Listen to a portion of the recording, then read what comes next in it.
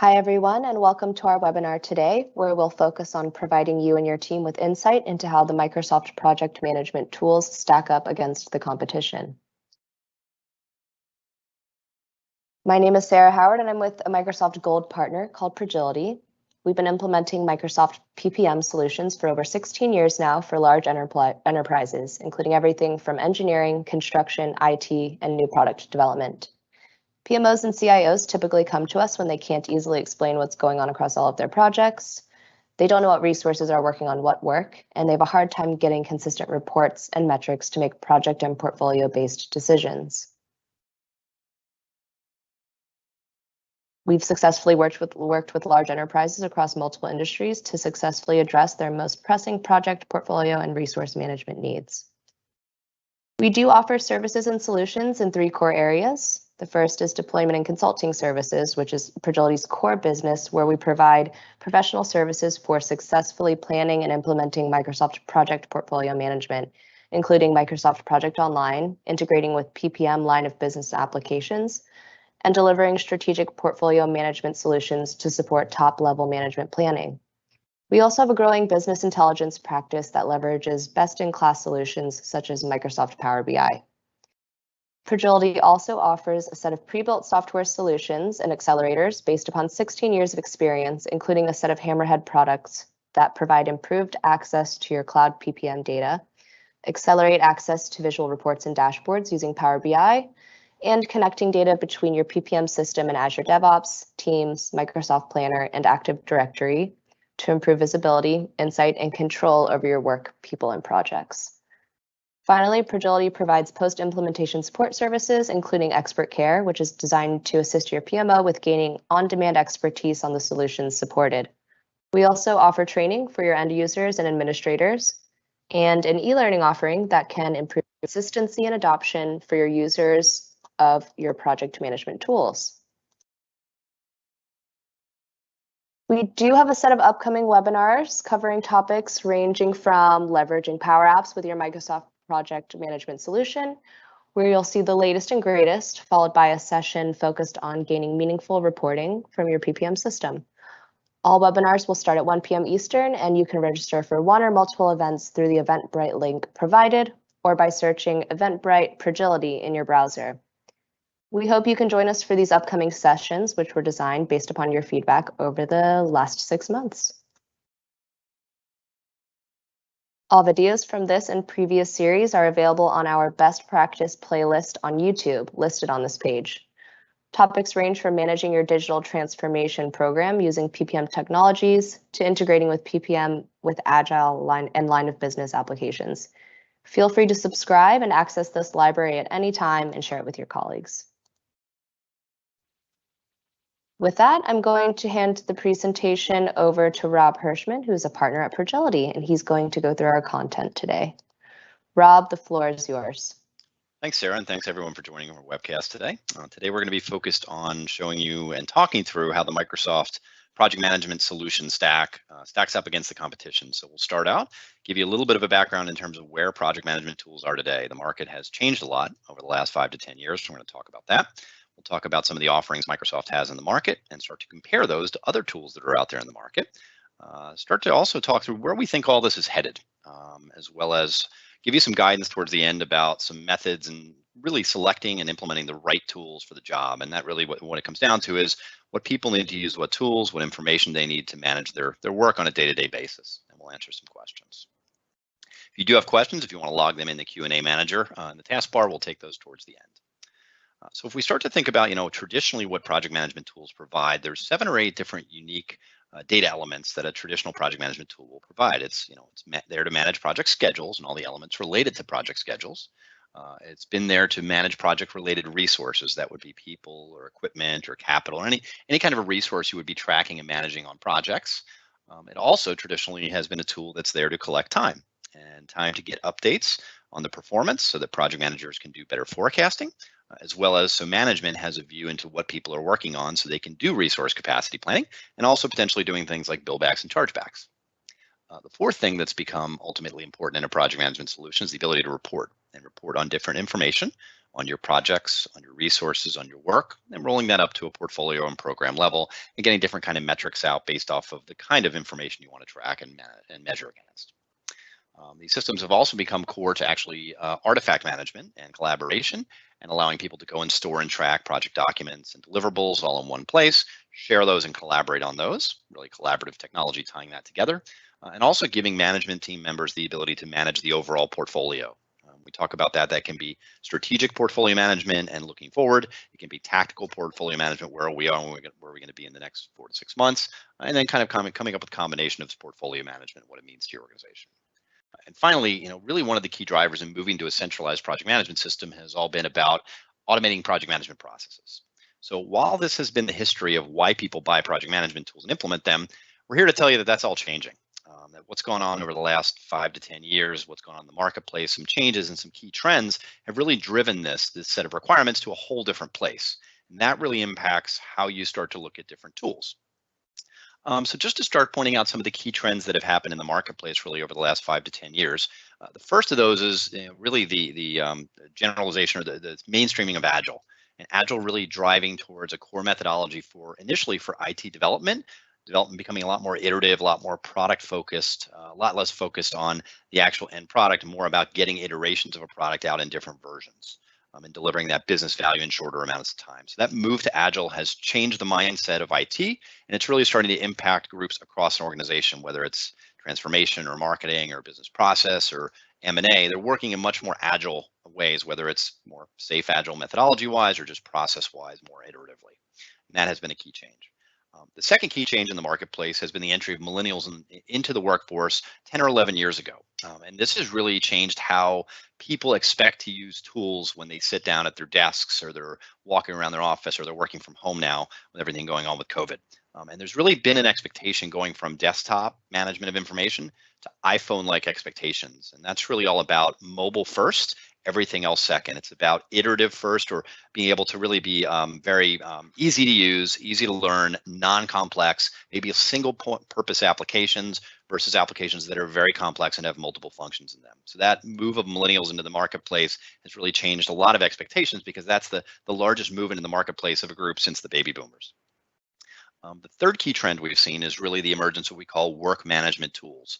Before, there really wasn't a classification for these kind of applications. But now with quote unquote information workers or people that are occasionally managing projects but do other stuff as part of their day-to-day job, tools have emerged in the marketplace like Asana and Basecamp and Monday.com and Smartsheet that have really driven this whole new space of tools that folks are looking at, because they're quick, they're easy to use, they're easy to learn, they're very intuitive, and they meet with a lot of the expectations that the millennials entering the workplace have had, as well as they don't require a lot of IT infrastructure and backbone. So that's been a major change that's really driven some of the expectation changes in the marketplace. The fourth of these is industry consolidation. So what we've seen in the project management tool space is big firms buying smaller firms and then bigger firms buying them. And we think about Broadcom, who bought Clarity, who has bought Niku, who also bought Rally, an agile tool, and rolled all this together into a single suite. That's one industry consolidation. We look at PlanView out of Texas. They've bought LeanKit for Agile, Project Place. ChangePoint went out and bought Adaptive about 7 or 8 years ago. Oracle has bought pretty much everything in the construction and engineering project management space, including ProSite and Primavera. So there have been a lot of acquisitions in this marketplace really over the last 10 to 15 years, and that's driven a lot of the change, because now you have fewer vendors providing more functionality. And what that's also done, it's drive a lot of niche players out there in the work management space to say, hey, there's an opportunity for us to move a lot quicker than some of these big companies. And so that's been driving work management tools into the project management space as well. Additionally, we've also seen a lot of the changes going on with COVID, and we'll talk about those. But really, that has changed the expectation of what a project management tool is, how people work, and really, how quickly you can get up and running with these tools with a very basic set of tools versus waiting months and sometimes years for new enterprise applications. These key trends have really driven these applications and the expectations around them. So, if we start to look at, what the market looks like today, we look at Gartner, one of the key analysts out there, and they have these different, their magic quadrants or their market scope reports. What they've done is they've actually separated out the project management tool space into 2 unique reports and 2 unique spaces. The first space on the left is what they call adaptive project management and reporting. And to Gartner, what this means is being able to support multiple project and work management methodologies and multiple tools in a single environment. So it actually separates out the work and the delivery from the decision making, which is over on the right, called strategic portfolio management. There's always going to be an element of decision making in work management. What do I want people to work on? Who's working on what? Are we prioritizing our work that we have in our queue and that we're active right now in a way that really drives value for the business? But what we've also seen, and this is something in the second bullet, that Gartner has noticed there's been a rejection of traditional project management tools and methods. So everything we talked about before, as organizations move to become more adaptive, more flexible, they look for reporting across all of that data. They look for what they call continuous delivery, where you're always delivering value at some point in time, not just waiting for the end product to be produced. And finally, they do note that they have this emergence of the emerging vendors or the new vendors versus traditional players that are kind of filling that gap in the marketplace. As millennials came in, they had basic expectations. They started working with basic tools. They've grown up with a lot of these tools and they have expectations of these tools, and the tools are growing with them. So that came from a report that came out in April 2020. On the strategic side, this is looking more at a top level decision making. This is about what they call SROs, or strategy realization offices, kind of the evolution of the enterprise project management office. It's looking at PMOs and EPMOs, looking at strategic execution management, working with CIOs, CFOs, and executives to drive the business strategy forward and drive work, whether it's agile projects, activities, non-project work, products, all down from that. So strategic portfolio management really drives a lot of the strategy behind what you're going to be doing, but these technologies are continuing to evolve as well. So, really for the purpose of today, it's hard to focus on both of those in a single session. We're going to really focus on what's on the left. And this is all about getting the work done, measuring the progress of the work, making sure you have the resources to manage that work, and being able to track and manage different metrics around it. And that's, frankly, for most organizations, that's hard enough. So we're going to focus on that today. So if we look at kind of the three different tiers of an adaptive project management solution, at the top of it, you have your project portfolio management. And this is the more mature strategic work that you're going to be doing, where you're driving across a portfolio of projects and resources, tasks and activities, more of kind of an EPMO or a PMO driven type of set of processes. In the middle of that, we have what we consider to be basic project management. And this is where you have folks that just need to go in and manage projects. It may or may not be their day job. But sometimes people are tasked with managing projects and they don't have a formal project management background. They still need some kind of structure, some kind of templates, some kind of guidance on how to do this. It may not fall into the larger project or program management infrastructure at the top, but it can be important. So we consider that kind of basic project management. At the bottom, we see what we call work management and collaboration. And this is the masses that are just getting the work done that frankly never have to actually interact or drive a project, but they may be players on a project. 90% of their work may be day-to-day activities, their assigned activities or tasked work by their manager or different folks. They may be working on projects. They may need to collaborate. And that's really kind of the base level where you have the masses. Then in the middle, you have kind of this middle tier of this growing market space to do basic project management. Then you have the much more mature project program and portfolio management at the top. So what we can start to do is kind of, we think about tools, and Gartner pointed this out and we talked about this in the beginning. There are players in each of these markets, and you're going to see they have different names. There's one consistent name there, but there are different players in each market. So if we think about it, that project portfolio management level on the adaptive side, you've got Microsoft with Project Online and the Enterprise Project and Portfolio Management Solution. They've been in the market over 20 years, and with Microsoft Project, about 35 years. You've got Broadcom and Clarity, you have PlanView, you have ChangePoint, a couple other players, but essentially the PPM market is kind of dominated by those players, and Oracle's there too more on the engineering construction side. If we look at the basic project management market, that list starts to expand out. Microsoft is still there with a set of offerings. Then that's where Smartsheet gets slotted in. This is where Clarazin comes in as well. This is where Reiki comes in. Monday.com, which is a new entry in the market about 3-4 years ago. We see Basecamp, which came out of a company in Chicago. And then we start to see Jira by Atlassian, which is an agile tool, but it's really taking hold as really a basic project management tool as well. And then if we get down to the work management and collaboration space, it's a pretty big space, but it's really kind of narrowed down over the last couple of years to, again, Microsoft, Slack, which was recently bought. Atlassian has a whole suite of Confluence, and then Asana, which is another tool, which I think they were actually recently purchased as well. So if you start to look at it, the market is fairly fragmented, and it depends on what your needs are.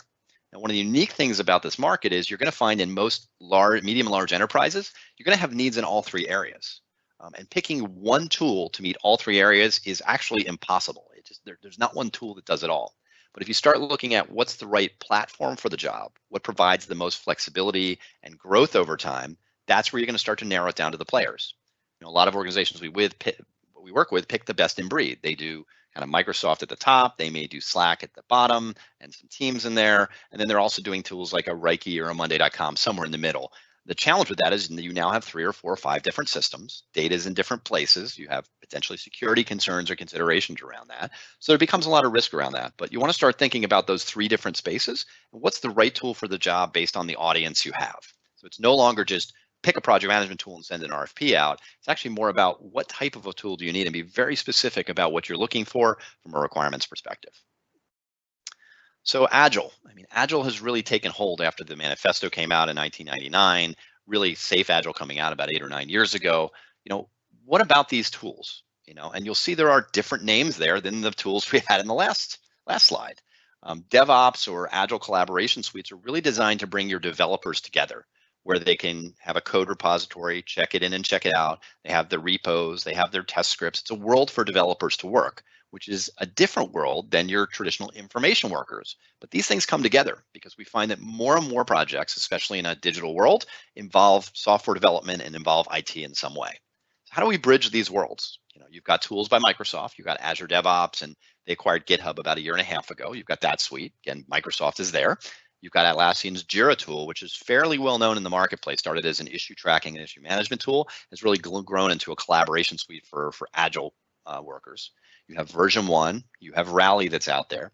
And so what we're finding is down at the bottom, we see a bleeding over from the Agile tools into the project management space, that if you're heavily development centric, you start building out your project management methodology into a dev tool like this, and then you want to bridge that over into a work management tool. What does that world look like, and how do you bring all this stuff together? So you always have to, especially if you have any kind of transformation going on or any kind of development, you have to consider the impact of development tools and Agile suites here, because it will play into your overall strategy.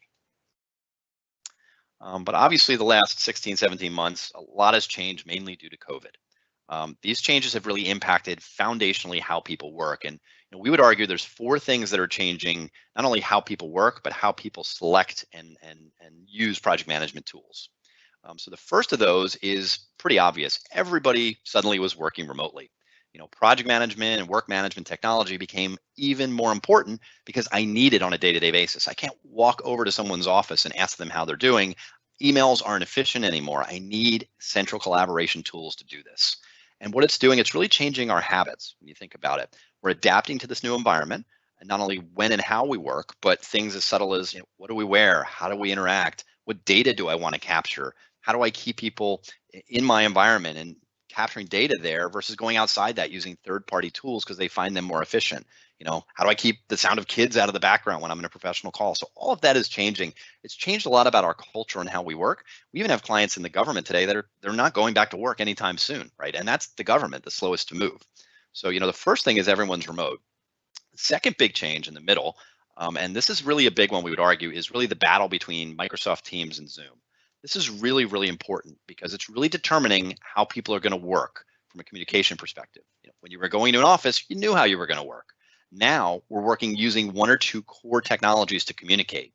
And these will become, and just like Microsoft Teams is becoming now, kind of the modern operating system. You don't see people talking about, I want to update all of our PCs with the latest version of Windows anymore. You see them talking about, does that stuff work in Teams? And that's really, really important, because organizations are looking to actually drive adoption of new applications based off this platform of Teams or Zoom or whatever collaboration they're using.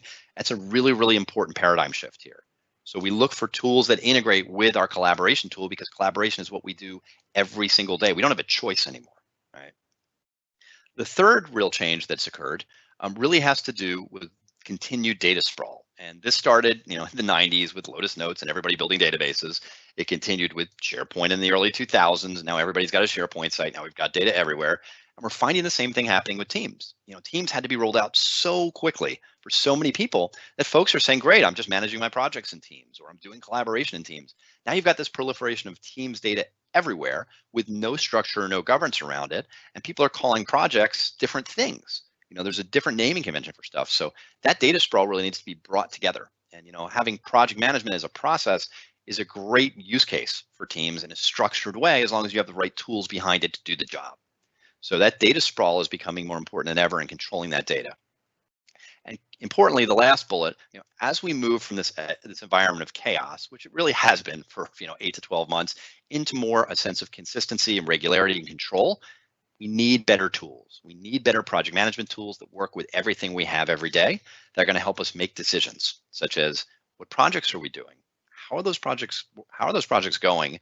Where are my critical resources working? How are they spending their time? And do I need to reallocate work and resources in a way to meet the demands of the business?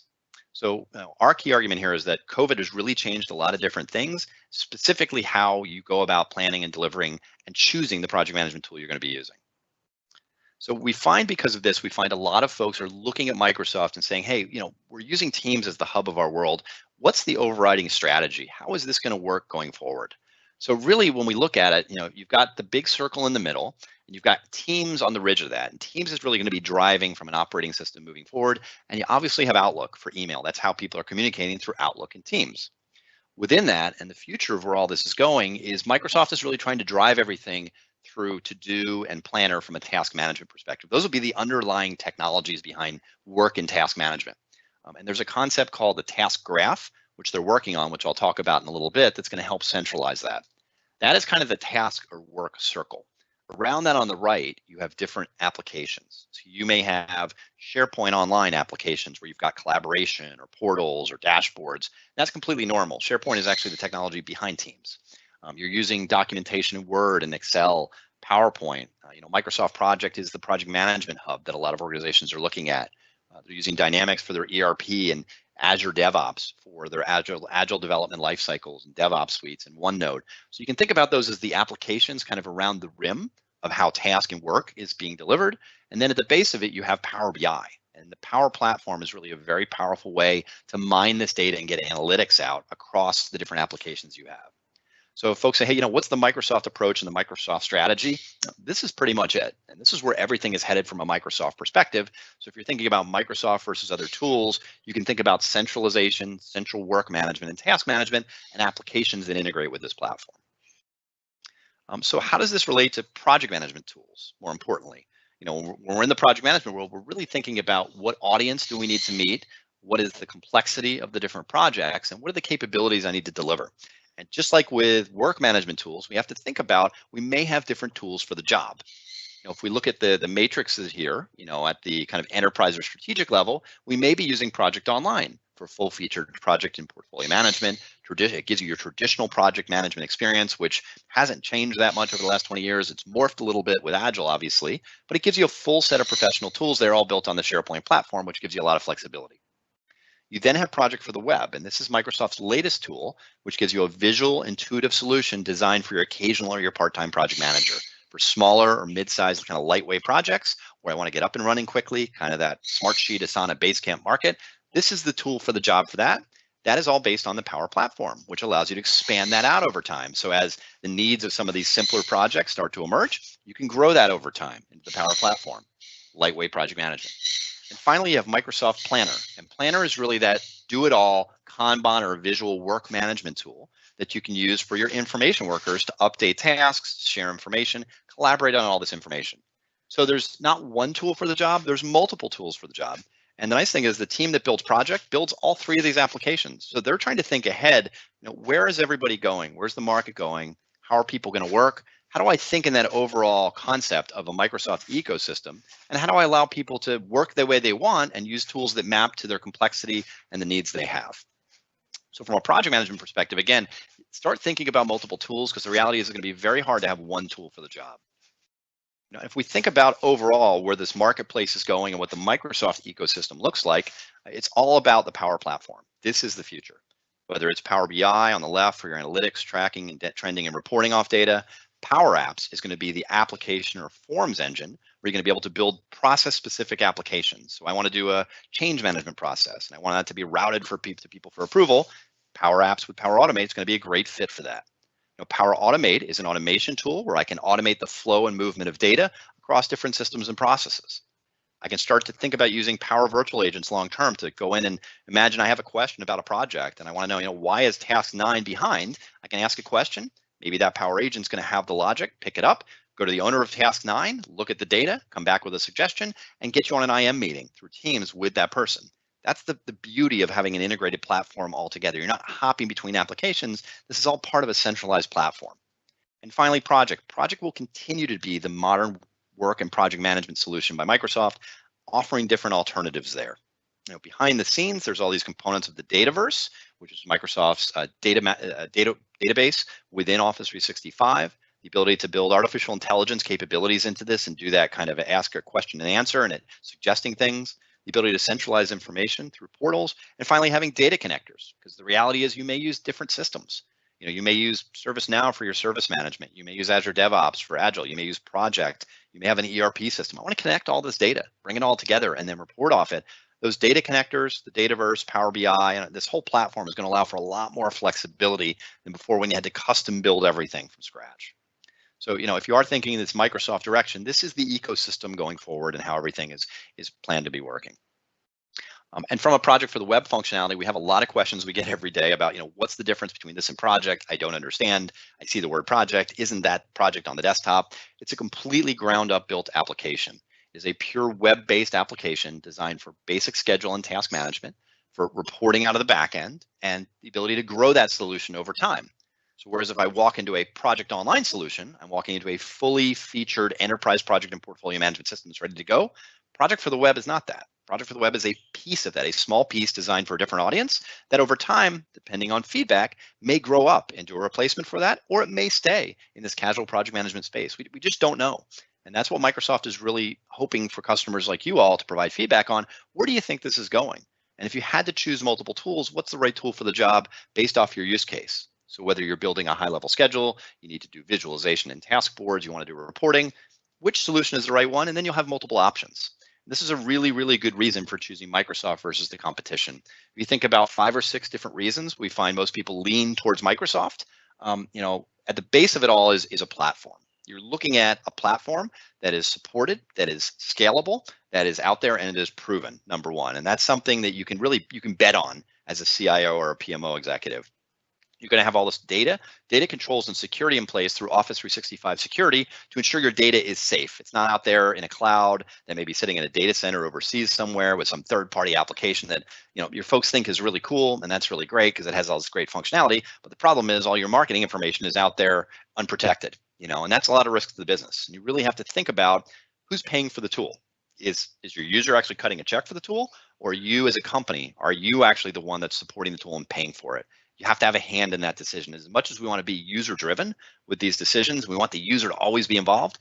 They're not paying for this. And at the end of the day, they could walk out the door tomorrow and you're stuck holding the bag and all your data is somewhere else. So security and data controls become very, very important. Important to point out here in the blue box is functionality is going to vary. If you sit down and do a side-by-side comparison between Project for the Web and some of the other tools, you're going to see Project for the Web is behind. It launched 18 months ago. Those other tools have been in market 5 or 6 years. Is it improving and changing? Absolutely. Does the platform give you the opportunity to build things on top of that and do partner solutions out there provide that?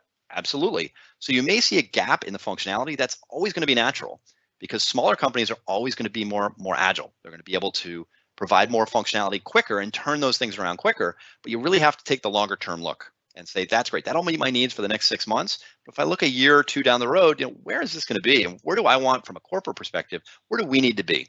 And that's why you may see a gap in functionality when you write out that RFP, but you want to say, what am I betting on here? Where am I placing my bets and my money?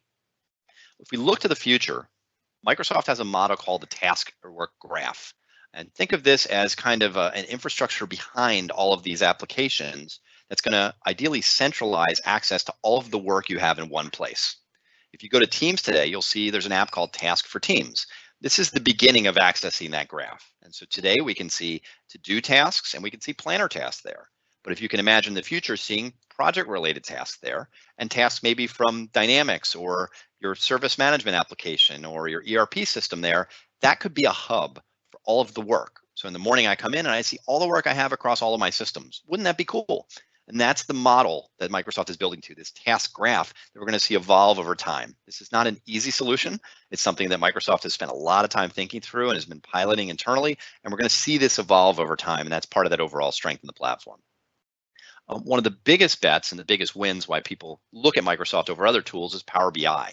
That is native in Office 365. So you can tap into the majority of this data for analytics, trending, and reporting. You can also tap into other systems data as well. There's flexibility there. So Microsoft is not like they were 10 years ago, is completely in love with only Windows applications. There's other applications, web apps that are out there, and iPhone is out there, and iOS is out there, and Microsoft understands that. And Power BI is really open to different systems data and platforms. And finally, the ability to have an integrated platform and applications that can be easily used, easily adopted, and easily learned by your users. So if you're comparing Microsoft versus the competition, don't just look at the functions. Look at these other areas and think kind of bigger picture, where am I placing my bets? Where do I really want to invest? And which company is going to really bring me there with the most flexibility? So, if we think about how do you get there, there's a couple of key steps if you're starting to evaluate these tools in any of those areas. You may already have a PPM tool you're happy with, but you're thinking about work management tools, or I need a basic project management tool kind of for some of the folks in the business or mergers and acquisitions or marketing. The first thing you want to do is sit down with your key groups and develop a strategy. What is it you need to do and why is it you need to do it? And for doing that, you need to be outcome driven. What kind of business outcomes am I looking for? Who is this going to impact in the organization? What results am I looking to achieve? And who needs to be involved in this process? Drive the top level strategy, and that'll drive down through the execution of all of this.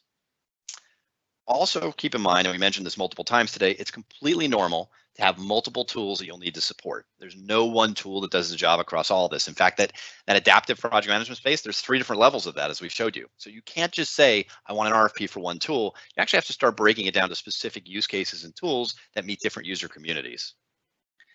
Again, reiterating, it's all about the problem you're looking to solve for here. It's great to get cool technology with drag and drop and visuals, and it's on my phone, and that's great.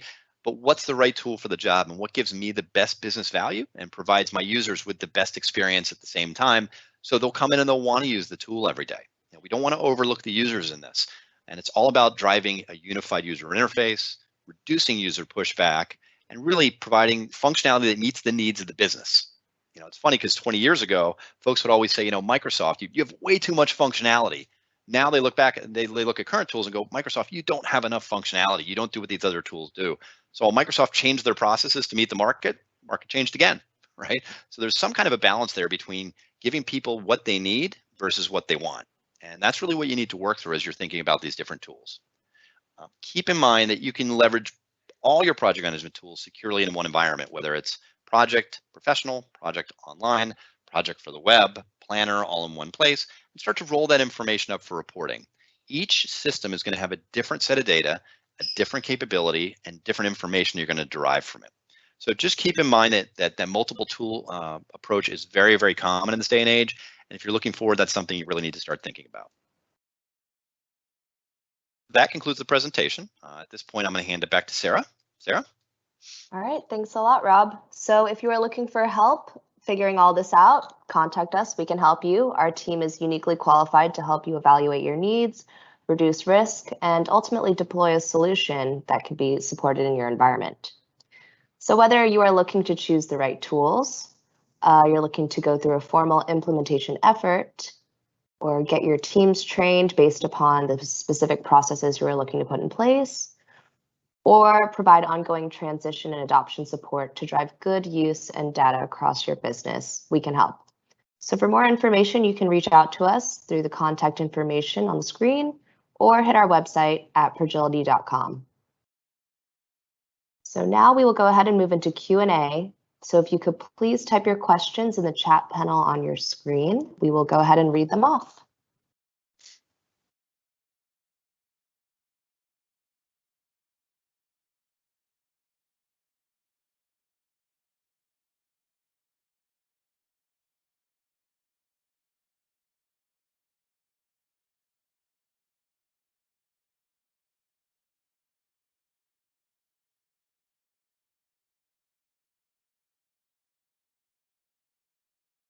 We'll give everyone another 15 seconds or so. If you have any questions, please type them into the Q&A chat panel. Thank you.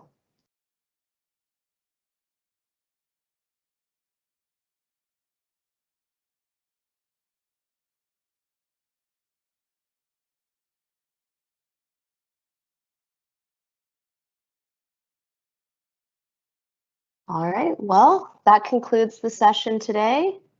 Thanks everybody for joining, and have a great rest of your day.